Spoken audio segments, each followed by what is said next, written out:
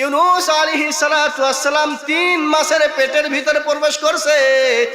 দেখা যায় দিন দেখা যায় না, রাত দেখা যায় না, সমুদ্রের গভীর তলদেশে প্রবেশ করছে, শুধু অন্ধকার অন্ধকার।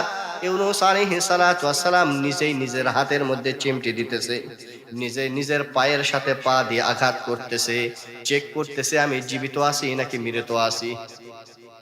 দেখা যায় জীবিত আছে।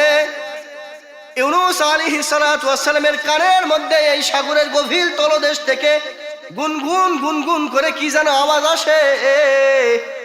ইউনূস আলাইহিস সালাতু ওয়াস সালাম আল্লাহ তাআলার কাছে বলেন, মালিক আল্লাহ, ও মালিক আল্লাহ, আমি এখন কোথায়? আল্লাহ তাআলা বলে, ইউনূস রে, তুমি তো জানো না, তুমি তো মাছের পেটের ভিতর প্রবেশ করছিলে। আল্লাহ, আমি তো জানি মাছের পেটের ভিতর, কিন্তু মাছটি কোথায়? আল্লাহ বলে, তুমি যে মাছের পেটের ভিতর প্রবেশ করেছিলে, ওই মাছকে আবার একটা মাছ গ্রাস করে নিয়েছে, আবার ওই মাছকে আরো একটা মাছ গ্রাস করে নিয়েছে। হে ইউনূস, তুমি 3টা মাছের পেটের ভিতরে প্রবেশ করে রয়েছো রে ইউনূস। ও মালিক আল্লাহ, তাহলে আমি এখন আছি কোথায়? আল্লাহ তাআলা বলে, তুমি এখন সমুদ্রের তল দেশে রয়েছো, সমুদ্রের গভীর থেকে গভীরে নিচের তলদেশে প্রবেশ করছ। তাহলে আল্লাহ, এই গভীর তলদেশে গুন গুন করে চতুর্দিক দিয়ে আওয়াজ আসতেছে। কিসের আওয়াজ? আর এরা কে কি বলতেছে? আল্লাহ তাআলা বলেন, সমুদ্রের তলদেশে যত প্রাণী রয়েছে, যত জীব জন্তু রয়েছে, পাথর রয়েছে, বালুকুনা রয়েছে, পিপিলিকা রয়েছে, যত পোকা মাকড় রয়েছে, সবগুলো আমি আল্লাহ তাআলার নামের জিকির করতেছে। সুবহানাল্লাহ বলেন। সবগুলো আমি আল্লাহ তাআলার নামের জিকির করে। লা ইলাহা ইল্লাল্লাহ, লা ইলাহা ইল্লাল্লাহ। ইউনূস আলাইহিস সালাতু ওয়াস সালাম তাদের জিকিরের সাথে নিজের জিকির মিলাই নিলেন। ইউনূস আলাইহিস সালাতু ওয়াস সালাম তাদের জিকিরের সাথে নিজেও জিকির শুরু করে দিলেন। লা ইলাহা ইল্লা আনতা সুবহানাকা ইন্নী কুনতু মিনাজ জালিমিন। ইউনূস আলাইহিস সালাতু ওয়াস সালাম বলেন, লা ইলাহা ইল্লা আনতা, হে মালিক আল্লাহ, তুমি ছাড়া আর কোনো আল্লাহ নাই, ইলাহ নাই। ইন্নী কুনতু মিনাজ জালিমিন, আমি তো জুলুম করে ফেলছি। হে মালিক, হে আল্লাহ, তুমি আমাকে মাফ করে দাও। আল্লাহ বলেন, ইউনূস যখন তাদের জিকিরের সাথে নিজের জিকিরও মিলাইয়া আমি আল্লাহ তাআলার কাছে দোয়া করলেন, আল্লাহ বলেন, ফাস্তাজাবনা লাহু ওয়া নাজ্জাইনাহু মিনাল গাম। আমি আল্লাহ তাআলা সঙ্গে সঙ্গে ইউনূসের ডাকে সাড়া দিলাম।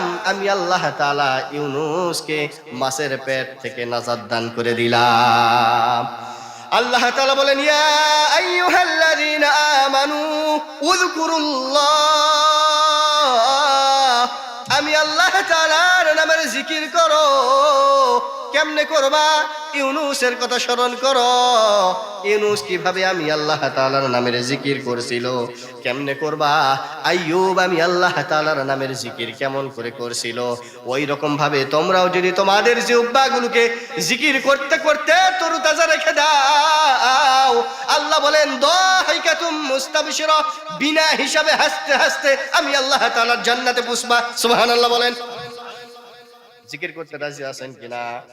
তাহলে একটু জিকির করেন। লা ইলাহা ইল্লাল্লাহ, লা ইলাহা ইল্লাল্লাহ, লা ইলাহা ইল্লাল্লাহ মুহাম্মাদুর রাসূলুল্লাহ। জিকির করব কার? নাকি কোন খাজা বাবার, নাকি কোন ন্যাংটা বাবার? হ্যাঁ, জিকির আছে কত ধরনের। জিকির করে আমি ডুব দিয়ে আসি প্রেম দহরিয়াই বাবার দরবারে, আছে কিনা?